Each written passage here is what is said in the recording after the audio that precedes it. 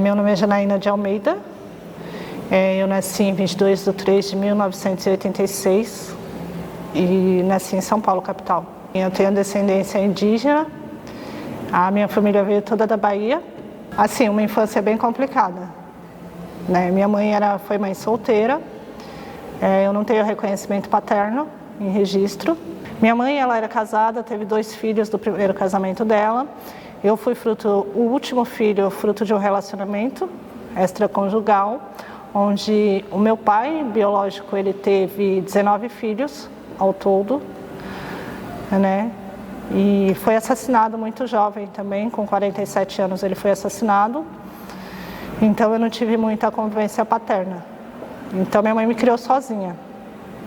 Eu nasci com um problema congênito cardíaco e tinha expectativa de vida somente de 7 anos.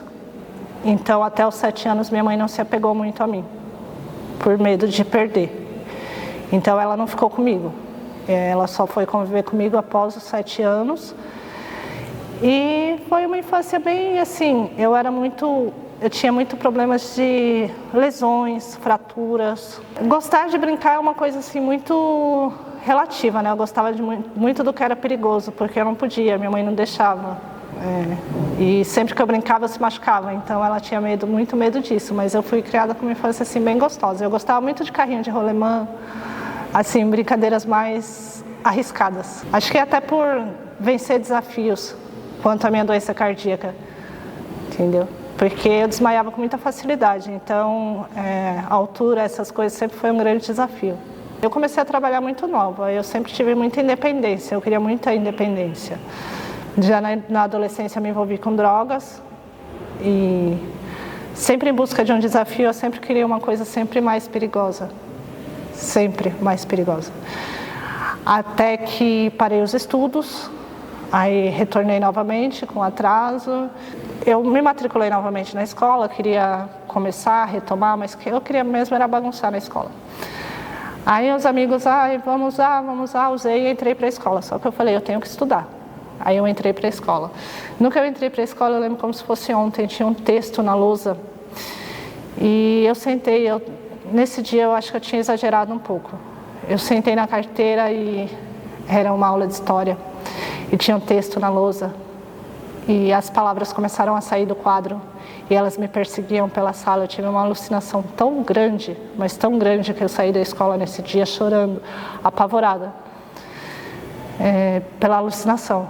Aí eu coloquei na minha cabeça, eu nunca mais coloco nada, não uso mais nada que atordoe a minha cabeça, sabe? Então, meu primeiro trabalho, eu vendia flores na feira, né?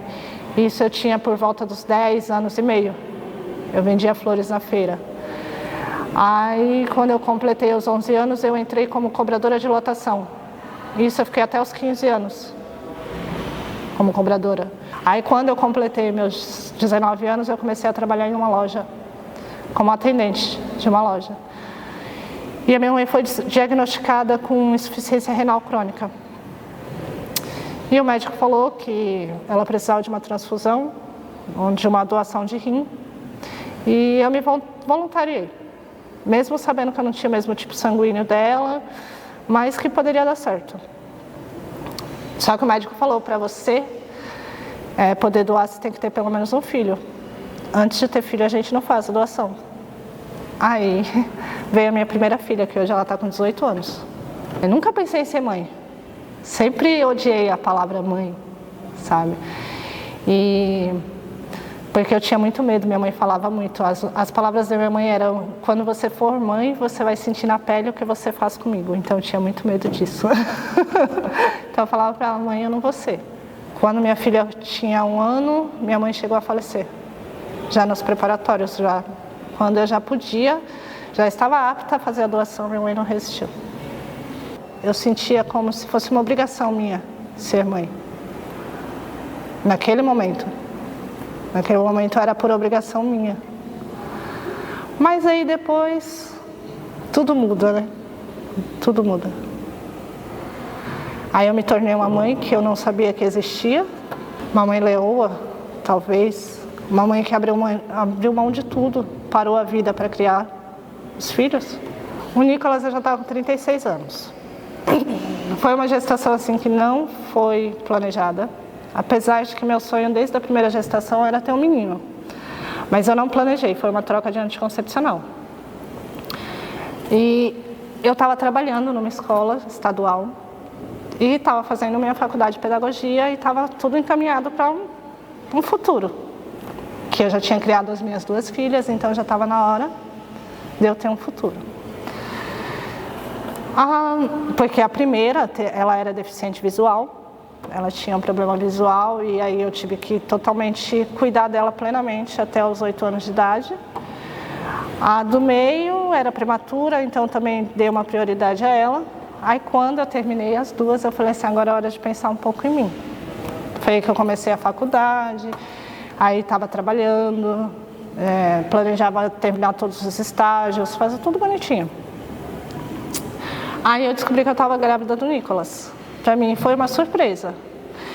Já no primeiro ultrassom, que foi no primeiro trimestre, o médico falou assim, olha,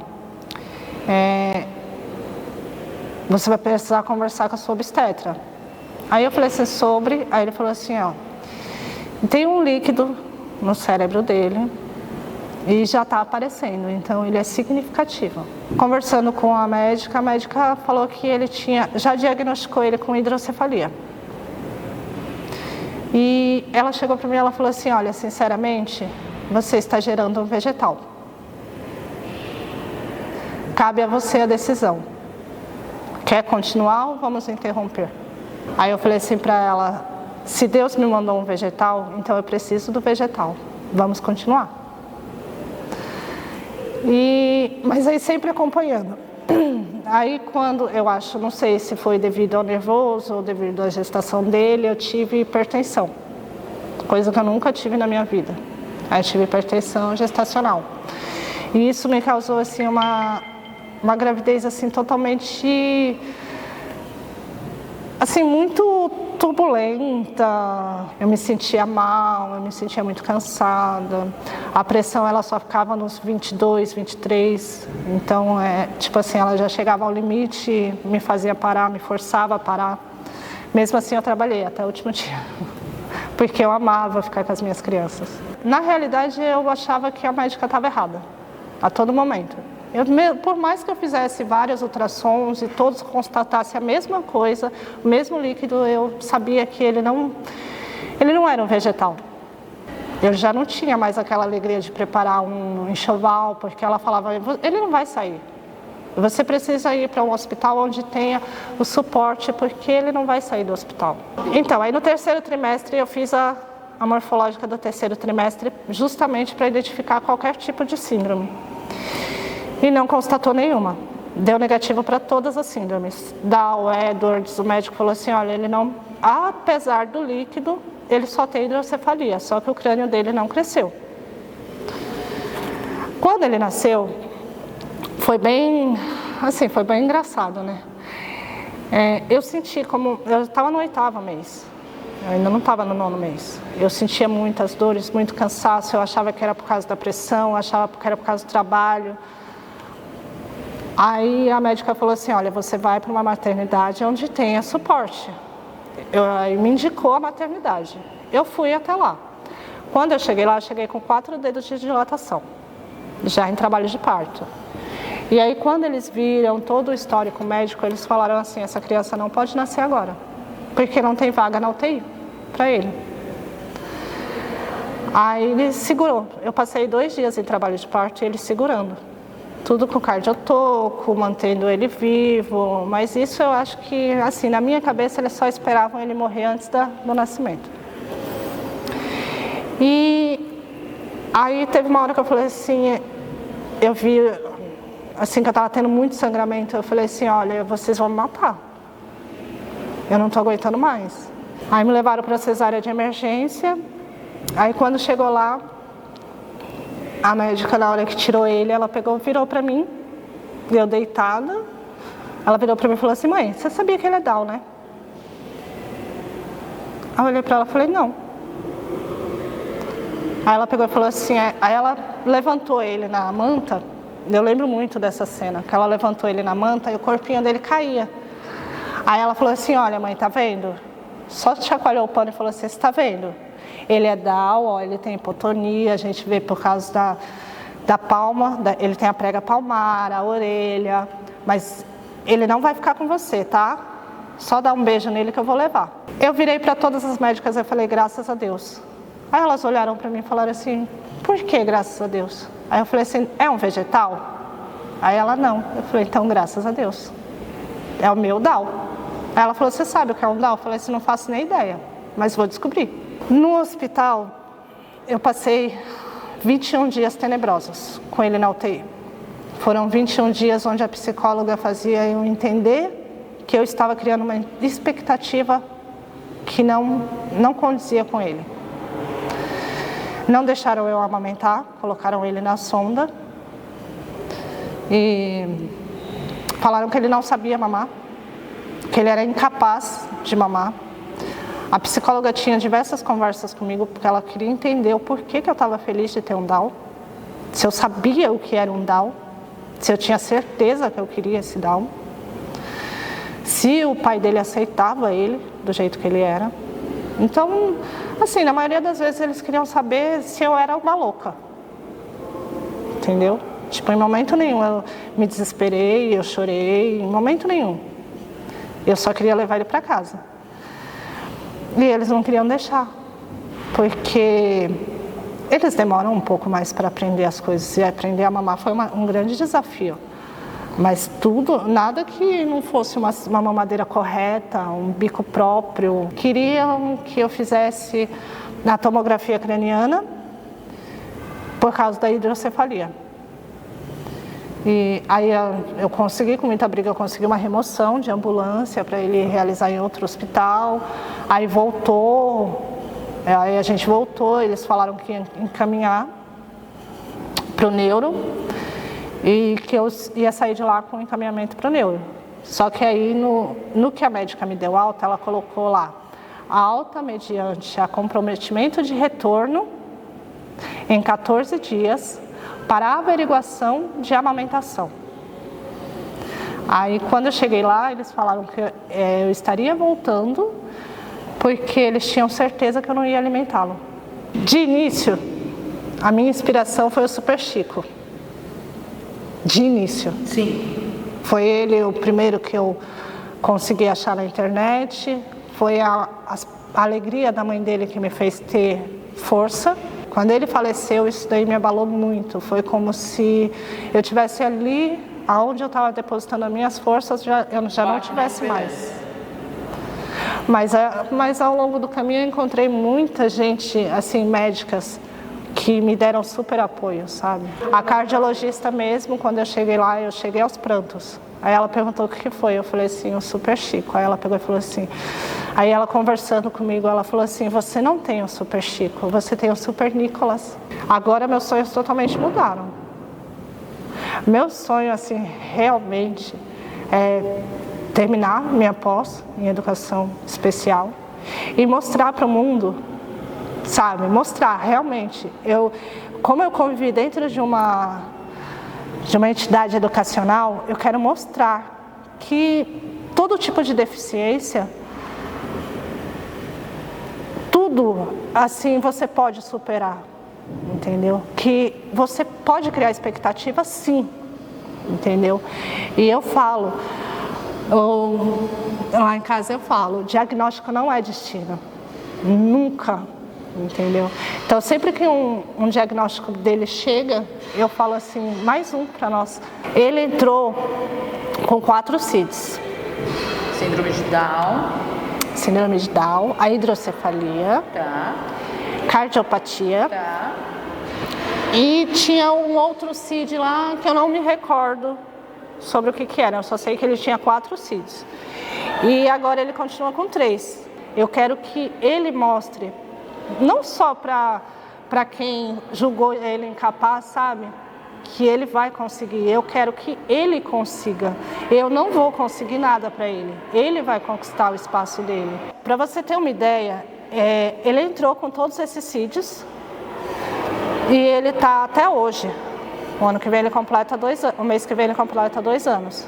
Ele ainda está na fila de espera do neurocirurgião, sim, para avaliar a hidrocefalia dele. Existe assim, eu não vou citar o nome da instituição, mas existe uma instituição que era para mim ter um apoio, que são exatamente somente para eles. E eu pensei, em primeiro momento eu juro que eu pensei que eu teria apoio ali.